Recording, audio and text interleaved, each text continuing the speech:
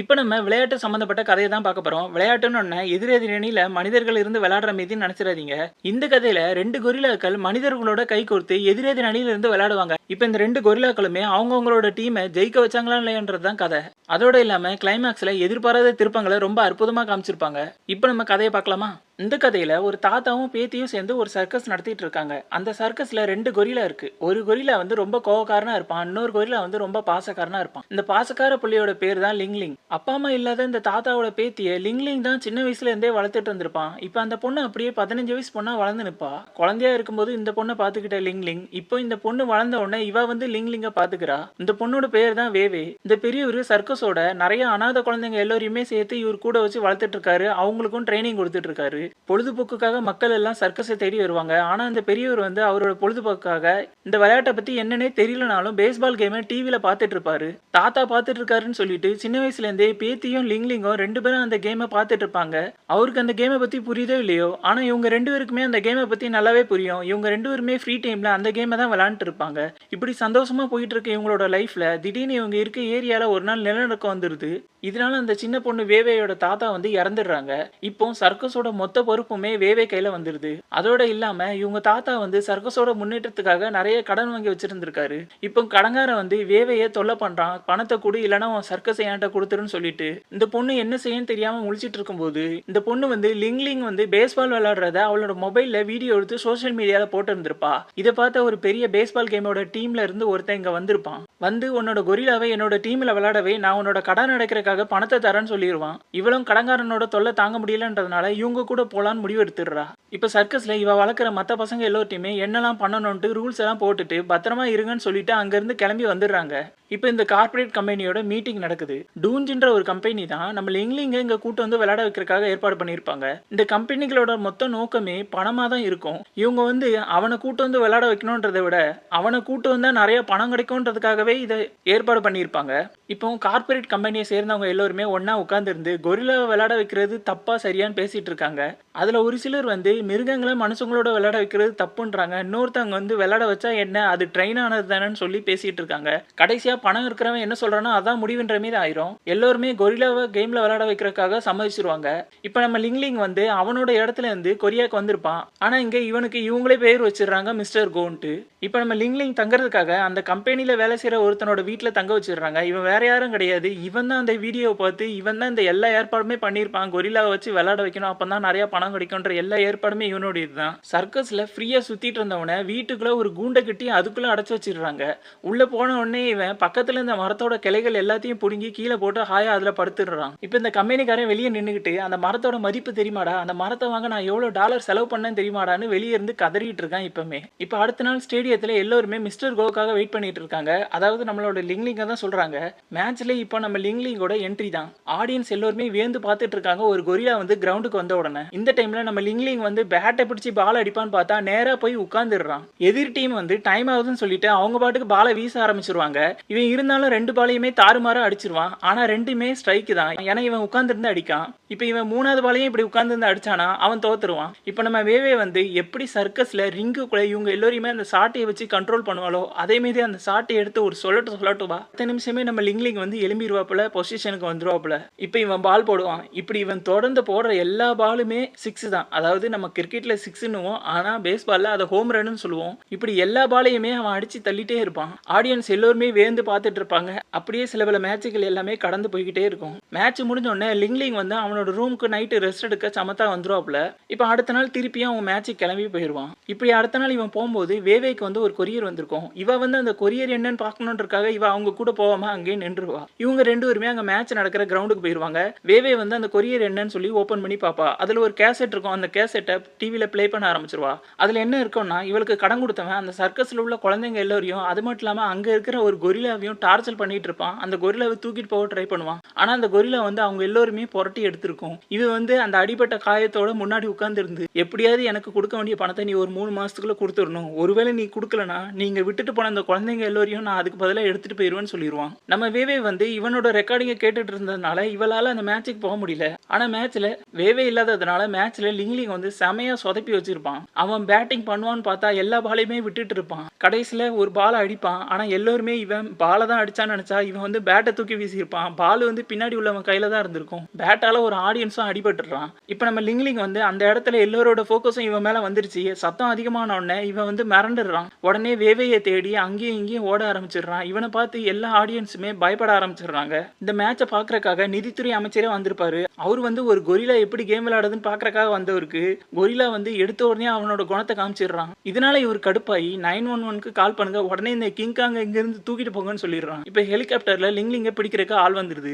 இவன் இது எதுவுமே தெரியாம அசால்ட்டா மேல உட்கார்ந்து இருந்து பனானா சாப்பிட்டுட்டு இருக்கான். அவங்க இவனை பிடிக்க முயற்சி பண்ணது தெரிஞ்ச உடனே இவன் அவங்ககிட்ட இருந்து தப்பிச்சு போயிருவான். ஆரம்பத்துல இவனை பார்த்து பயந்த ஆடியன்ஸ் எல்லோருமே இவன் வந்து அவங்க பிடிக்கும் போது ஒவ்வொரு டைமும் அவங்ககிட்ட இருந்து தப்பிக்கிறத பார்த்தோன்னு எல்லோருமே இவனுக்காக கோஷம் போட ஆரம்பிச்சிடுறாங்க, விட்டுருங்க விட்டுருங்கன்ட்டு. இப்ப இந்த டூன்ஸ் கம்பெனியோட சிஇஓ வந்து அது என்னோட கொரிலா, நீங்க அவனை பிடிச்சிட்டு போக முடியாதுன்னு சொல்லிட்டு நிதித்துறை அமைச்சரை கேள்வி கேட்டோன்னு அந்த அமைச்சருக்கும் இப்ப வேற வழியே இல்லைன்றதுனால ஹெலிகாப்டரை திருப்பி அனுப்பிடுறாரு. அவரும் அங்க இருந்து போயிடுறாரு. இப்ப வந்து எல்லாருமே போயிடுறாங்க. நம்ம லிங்லிங்கும் அந்த கம்பெனிக்காரனும் மட்டும் தான் கிரவுண்ட்ல இருக்காங்க. இப்ப தான் வேவே வரதை பார்த்தோன்னே லிங்லிங் வந்து பாசமா ஓடி வருவான். ஆனா இவ வந்து அங்கேயே நில்லுன்னு தடுத்துருவா. அதோட கம்பெனிக்காரன்ட்டு போய் நம்ம இந்த அக்ரிமெண்ட்டை பத்தி கொஞ்சம் பேசி ஆகணும்னு சொல்லுவா.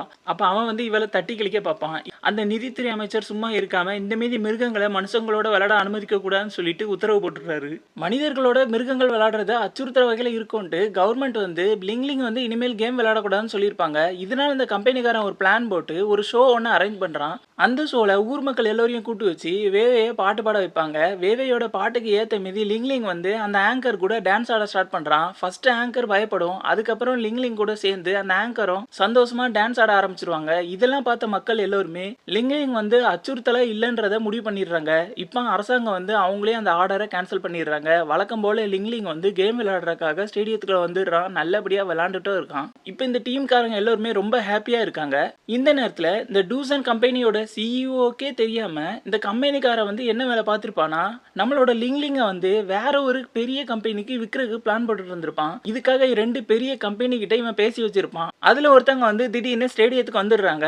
இப்போ இந்த கம்பெனிக்கார வந்து சிஇஓக்கு தெரியக்கூடாதுன்றதுனால வேகமா போய் அவங்கள தனியா ஒரு ரூம்ல கூட்டு வச்சு அவங்ககிட்ட டீல் பேச ஆரம்பிக்கான். லிங்லிங்க உங்ககிட்ட ஒப்படைக்கிறதுக்காக ஒரு பணம் தரணும். அது மட்டும் இல்லாம வருஷம் வருஷம் லிங்லிங் உங்களுக்காக விளையாடுறதுக்காக வருஷம் வருஷம் அவனுக்கு சேலரிக்காக ஒரு காசும் தரணும்னு சொல்லிட்டு டீல் பேசி முடிக்கிறாங்க. உடனே லிங்லிங்க வாங்க வந்தவங்க அப்பனா 10 லட்சம் டிரான்ஸ்ஃபர் பண்றேன், 2 லட்சம் வருஷம் வருஷம் தரேன்னு சொல்லிடுறான். இப்போ நம்ம ஆளுக்கு இதெல்லாம் ஏத்துக்கவே முடியல. இவன் உடனே 30 லட்சம் டிரான்ஸ்ஃபருக்கு 15 லட்சம் தரணும்னு சொல்லிடுவான். இப்போ இவங்க வந்து இந்த இதை யோசிக்கிறோம்னு சொல்லிட்டு அப்படியே போட்டுருவாங்க. இப்போ இந்த கம்பெனிக்காரன் வேவையை எப்படியா சம்மதிக்க வைக்கணும்ட்டு அவட்ட நைஸா பேச்ச கொடுக்குறான். நீ ரொம்ப நாளா எதிர்பார்த்த காசு உனக்கு வரப்போகுது, நான் ஒரு பெரிய டீல் பேசியிருக்கேன், அந்த டீல்ல நம்மளுக்கு நிறைய காசு வரும்னு சொல்லிடுவான். வேவே வந்து எதுக்காக இப்படிலாம் பண்றீங்கன்னு சொல்லி கேட்பான். அப்ப அதுக்கு இவன் என்ன சொல்லுவானா, 2 கம்பெனிக்காரங்க அவங்க தான் ஜெயிக்கணும்ன்றதுக்காக என்ன வேணாலும் பண்ணுவாங்க. அதை சாக்கா வச்சு நம்ம வந்து விலையை கூட்டி சொன்னோம்னா அவங்க லிங்லிங்க யார் வேணாலும் அதிக விலைக்கு வாங்கிப்பாங்கன்னு சொல்லுவான். இந்த நேரத்துல எப்பவுமே லிங்லிங்கோட டீம் தான் ஜெயிச்சிட்டு இருக்கும். எதிர் டீம்ல உள்ளவங்க எல்லாருமே ஹியூமன்ஸ்ன்றதுனால அவங்க எப்பவுமே தோல்வியை சந்திச்சுட்டே இருக்கிறதுனால அவங்க வந்து அவங்களோட தோல்வியை பொறுத்துக்க முடியாம வருத்தமா இருப்பாங்க. இந்த நேரத்துல சர்க்கஸ்க்கு கடன் கொடுத்தவன் வேவே இன்னும் பணம் தராததுனால நேரா சர்க்கஸ்க்கே போயிடுறான். அங்க போய் அங்க இருக்க லெட்டிங்ன்ற இன்னொரு குரங்க எப்படியாவது கடத்தலாம்னு நான் முயற்சி பண்ணிட்டு இருக்கான். ஆனா அவன் வந்து ரொம்ப கோவக்காரனா இருக்கிறதுனால அவனை ரொம்ப போராடி என்னெல்லாமோ ட்ரை பண்ணி அவனை கரெக்ட் பண்ணிடுறான். எதிரணிக்காரங்கிட்ட வந்து இந்த லெட்டிங்கை கொண்டு வந்து வேலை பேசிடுறான். இப்போ இந்த டீமே லெட்டிங்க களத்துல இறக்கலாம்னு முடிவு பண்ணிடுறாங்க. இந்த நேரத்துல நம்ம லிங்லிங்க்கு மெடிக்கல் செக்அப் பண்ணும்போது அவனோட காலில் ஏதோ ஒரு ஃப்ராக்சர் இருக்கும். அதை சரி பண்ணாதான் அவனால ஆட முடியும்னு சொல்லிடுவாங்க டாக்டர். அதை சரி பண்ணோம்னா ஒரு சர்ஜரி பண்ணும். அந்த சர்ஜரி பண்ணா கிட்டத்தட்ட 6 வாரத்துக்கு அவன் காலை அசைக்க கூடாதுன்னு சொல்லிடுறாங்க. இப்போ இந்த கம்பெனிக்காரனுக்கு இது பெரிய ஷாக்கு. இந்த நேரத்தில் அந்த எதிரணியை சேர்ந்தவங்க இந்த முரட்டுத்தனமான லெட்டிங்கிற கொரிலாவை அவங்க அணியில விளையாடுறதுக்காக இறக்கி விட்டுறாங்க. இப்போ லிங்லிங்கோட அணியில லிங்லிங் இல்லாததுனால இவங்க வந்து ஈஸியா அவங்க கிட்ட தோத்துட்டே இருக்கிறாங்க. அவன் வந்து பவுலிங் வந்து செம வேகமா போடுவான். யாராலையுமே அந்த பாலை அடிக்கவே முடியாது. அந்த அளவுக்கு செம ஸ்பீடா லெட்டிங் போட்டுட்டு இருப்பான். இந்த நேரத்துல நம்ம லிங்லிங்க வாங்குறதுக்காக இன்னொரு கம்பெனிக்காரன் விலை பேசுறதுக்காக வந்திருப்பான். இது தெரிஞ்ச உடனே அந்த கம்பெனிக்காரன் நேரா அவன்கிட்ட வந்து பேரம் பேச ஆரம்பிச்சிடறான். இவன் வந்து டீலுக்கு எல்லாம் ஓகே, ஆனா ஹெல்த் செக்அப் ஒன்று பண்ணி தான் ஆகணும்னு சொல்லிடுவான். இப்போ இவங்க வந்து ஆஃப் ஆயிருவாங்க. ஹெல்த் செக்அப் பண்ணா அவன் காலில் பிரச்சனை இருக்குன்றது தெரிஞ்சிடும்னு சொல்லிட்டு இவங்க அமைதியாயிருவாங்க. இப்போ இந்த எதிரணிக்காக விளையாண்ட லெட்டிங் வந்து கேம்ல ஜெயிச்சிருவான். எல்லோருமே லிங்லிங் விளையாண்ட டீம் தான் ஜெயிக்கணும்னு ஆசைப்பட்டு இருப்பாங்க. ஆனா இப்போ இந்த எதிரணி டீம் ஜெயிச்சிருது. அது மட்டும் இல்லாம அவன் ஒரு முரட்டுத்தனமான கொரில்லா வச்சு ஜெயிச்சிடுறாங்க. இதனால மக்கள் எல்லாருமே அந்த பிளேயர்ஸ் மேல ரொம்ப கோவத்தை காமிச்சிட்டு இருப்பாங்க. இப்போ அந்த சீசனோட ஃபைனல் கேம் வந்துருது. ஸ்டேடியத்துல எல்லாருமே ஆர்வரமா காத்துட்டு இருக்காங்க லிங்லிங் வருவான்ட்டு. ஆனா லிங்லிங் வந்து அவங்க டீம்ல வந்து விளையாட மாட்டான். எதிர் டீம்ல உள்ள லெட்டிங் தான் அவங்க டீமுக்காக விளையாடுறதுக்கு ரெடியா இருப்பான். இங்க இங்க இந்த கம்பெனிக்காரன் வந்து எப்படியோ லிங்லிங் வந்து கேம்ல விளையாண்டே ஆகணுன்றதுக்காக டாக்டரை ப்ரெஷர் பண்ணதுனால டாக்டர் வந்து லிங்லிங்கோட கால்ல வந்து ஒரு இரும்பாலான ஒரு சேஃப்டி லாக் அவன் காலில் ஃபிக்ஸ் பண்ணி அவனை அனுப்புறாங்க. அது மட்டும் இல்லாம வேவே கிட்ட வந்து பெயின் கில்லர் ஒன்று கொடுக்குறாங்க. அவனுக்கு வலி வந்தா இதை போடுன்னு சொல்லிடுறாங்க. இப்போ நம்ம லிங்லிங் வந்து ஸ்டேடியத்துக்கு வந்துடுறான். பெயின் கில்லர் போட்டதுனால லிங்லிங் வந்து சோர்வாகி அந்த இடத்துலயே தூங்க ஆரம்பிச்சிடுறான். இப்போ தான் வேவே ஒன்று புரிஞ்சுக்கிறா. நான் இங்க வந்த ஆரம்பத்தில் கடன் அடைக்கிறதுக்காக தான் வந்தேன். ஆனா லிங்லிங்கை நான் கட்டுப்படுத்துறதை பார்த்து எல்லோருமே என்ன புகழ்ந்த உடனே நான் லிங்லிங் வந்து இந்த கேம்ல விளையாட விருப்பப்படுறேனா இல்லையான்றதை புரிஞ்சிக்காம நான் தொடர்ந்து என்னோட விருப்பத்துக்காக போயிட்டு இருந்தேன். இப்போ தான் நான் லிங்லிங்கை புரிஞ்சுக்கிறேன். அவனுக்கு வந்து இந்த கேம் விளையாட விருப்பமே இல்லை. அவன் ரொம்ப சோர்வாகவே ஃபீல் ஆகிட்டு இருந்திருக்கான் எப்பவுமே. நான் அதை புரிஞ்சிக்காம இருந்துட்டேன்னு சொல்லிட்டு அவள் வருத்தப்பட்டு இருப்பா. இப்போ இந்த கம்பெனிக்காரனுக்கு ஒரு பெரிய ஷாக் ஆயிருது. என்னன்னா இவன்ட்ட ஃபர்ஸ்ட் டீல் பேச வந்தவன் வந்து அந்த எதிரணியில லெட்டிங்ன்ற கொரிலா இருக்கிறதுனால அவன்கிட்ட டீல் பேசுறதுக்காக போயிருப்பான். இவன் வந்து காண்டாயிருவான். நான் உங்களோட டீலை ஓகே பண்றேன், நீங்க என்கிட்டயே வாங்கன்னு சொல்லிட்டு என்னெல்லாமோ கத்தி பார்ப்பான். ஆனா அவன் வரமாட்டான். இந்த சைடு இன்னொரு கம்பெனிக்காரன் வந்திருப்பாங்களா, அவங்க வந்து இவங்களோட டீலுக்கு ஓகே சொல்லிடுவாங்க. இப்போ இந்த டூசன் கம்பெனியோட சிஇஓ எல்லாருக்குமே எல்லா விஷயம் தெரிஞ்சிருது. இப்போ இவங்க வந்து நம்ம லிங்லிங்கை பார்க்கறதுக்காக வராங்க. ஆனா இவங்களுக்கு ஷாக்கா இருக்கு, லிங்லிங் வந்து உடம்பு சரியில்லாம இருக்கான்றது இவங்களுக்கு இப்பதான் தெரிய வருது. கம்பெனிக்காரன் வந்து எல்லா விஷயத்தையுமே அவங்க சிஇஓட்ட இருந்து மறைச்சிட்டு இருந்திருக்கான். இப்போ சிஇஓ காரங்க வந்து ரொம்ப கோவப்படுறாங்க. இவ்வளவு விஷயம் நடந்திருக்குன்னு தெரிஞ்சிருந்து நீ இந்த மீது டீலுக்கு ஓகே சொன்னது தப்பு. அது மட்டும் இல்லாம இவனுக்கு கால அடிபட்டு இருக்குதுன்னு தெரிஞ்சு நீ இவனை கொண்டு வந்து விளையாட வச்சது தப்பு. இந்த விஷயத்துக்காகவே உன்னை போலீஸ் வந்து அரெஸ்ட் பண்ணுவாங்கன்னு சொல்லி நாங்க போலீஸ்ல உன் மேல கம்ப்ளைண்ட் கொடுக்க போறோம்னு சொல்லிடுவாங்க. இப்போ நம்ம வேவே வந்து அவளோட கடமையை முடிச்சே ஆகணுன்றதுக்காக லிங்லிங்கை வந்து எழுப்ப ஆரம்பிக்கா. ஒரு கட்டத்துக்கு மேல லிங்லிங் வந்து இவளோட சத்தத்தை கேட்டு எழும்பிடுறான். இப்போ இவன் எழுப்பி நடக்க ட்ரை பண்ணும்போது ஒரு அடியிலேயே பேலன்ஸ் இல்லாம கீழே விழுந்துடுறான். இதை பார்த்த சிஇஓக்கள் எல்லாருமே கோவமா நீ போலீஸ் ஸ்டேஷன் போறதுக்கு ரெடியா இருன்னு சொல்லிட்டு கம்பெனிக்காரனை பார்த்து திட்டிட்டு அங்க இருந்து போயிடுறாங்க. இப்போ இந்த கம்பெனிக்காரன் அவனோட தப்ப உணர்ந்துடுறான். உடனே இவன் வேவையை கூட்டு இவன் டீல் பேசின கம்பெனிக்காரன் இவனுக்கு ஒரு செக் கொடுத்துருப்பான். அந்த செக்ல அமௌண்ட்டை ஃபில் பண்ணி நீ உன்னோட லிங்லிங்கை கூட்டிட்டு இங்க இருந்து போயிரு, உன்னோட கடனை அடைச்சிருன்னு சொல்லிட்டு அந்த செக் எடுத்து கையில கொடுத்துடுறான். ஆனா வேவேக்கு வந்து பிரிஞ்சு போக மனசே இல்லை. ஏன்னா வந்து இவன் தான் இவங்கள அவன் வீட்டுல வச்சு பத்திரமா பார்த்துட்டு இருந்திருப்பான். இதனால இவளுக்கு இவன் மேல ஒரு நன்றி உணர்ச்சி வந்துருது. இந்த நேரத்துல திடீர்னு நம்ம லிங்லிங் வந்து கொஞ்சம் எலும்பி தட்டு மாதிரி நடக்க ஆரம்பிச்சிடுறான். இப்ப கிரவுண்ட்ல லிங்லிங் விளையாட வரான்றத சொல்லிடுறாங்க. கிரவுண்டை பொறுத்த வரைக்கும் அவன் லிங்லிங் கிடையாது, மிஸ்டர் கோ. மிஸ்டர் கோ விளையாட வரான்னு தெரிஞ்ச உடனே எல்லாருமே ஆரவாரமா வரவேற்க காத்துட்டு இருக்காங்க. கமெண்ட்ரி ஆட்கள் எல்லாருமே உற்சாகமாயிட்டாங்க. இப்ப நம்ம லிங்லிங் வந்து கிரவுண்டுக்குள்ள விளையாடுறதுக்காக வந்துடுறான். இப்ப நம்ம லிங்லிங் கிரவுண்ட்ல இறங்கி வந்தோடனே லிங்லிங் லெட்டிங் இவங்க ரெண்டு பேருமே ஒரே சர்க்கஸ்ல வளர்ந்தவங்க.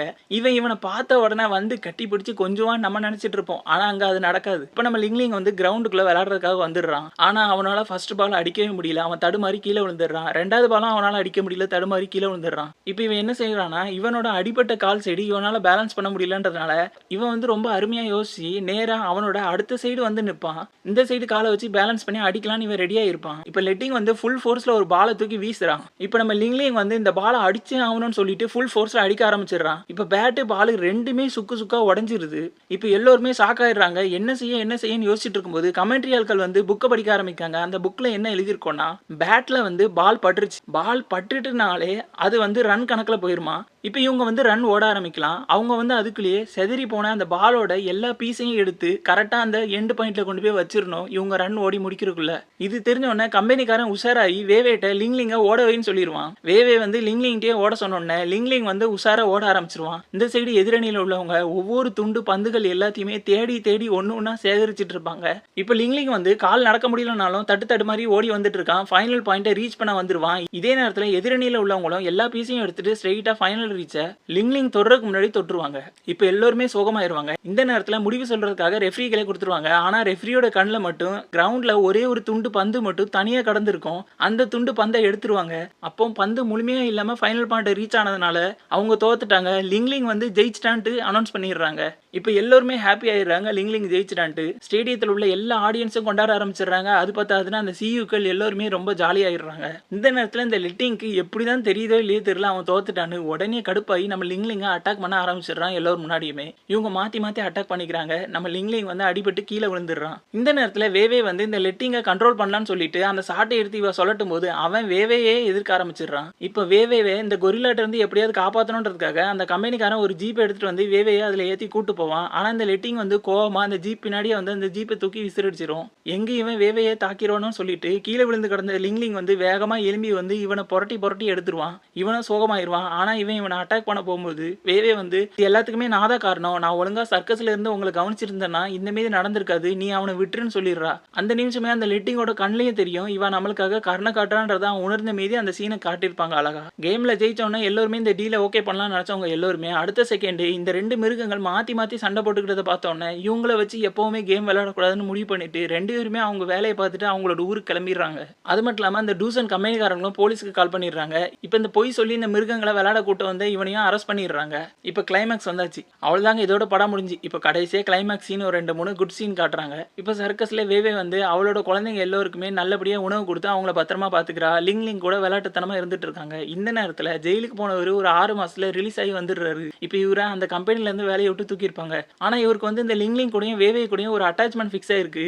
இவர் நேரா அவரோட கண்ட்ரில இருந்து இந்த சர்க்கஸ் இருக்கிற இடத்துக்கு வந்துடுறாரு. இவர் வந்ததை பார்த்தோன்னே நம்ம லிங்க்கு அவர் மேல என்னதான் பாசம் தெரியல, நேரா அவர்கிட்ட வந்து பாசமா பார்ட்டி எடுத்துட்டு இருக்கான். இப்போ அப்படியே அடுத்த குட் சீன் காட்டுறாங்க. இந்த கோகாரனான லெட்டிங் கொரில்லா வந்து ஜூல அடைச்சு வச்சுட்டு இருந்திருப்பாங்க. அங்க உள்ள எல்லாருமே அவனை பார்ப்பாங்க. அவன் உள்ள பழக்கம் போல கோவமா கத்திட்டு இருப்பான். இப்போ இந்த கடன் கொடுத்தவன் வெளியே இருந்து ஒரு பாலை தூக்கி வேகமா வீசுவான். இவன் அவனை பார்த்த உடனே ஏதோ ஒரு சந்தோஷம் இவனுக்கு.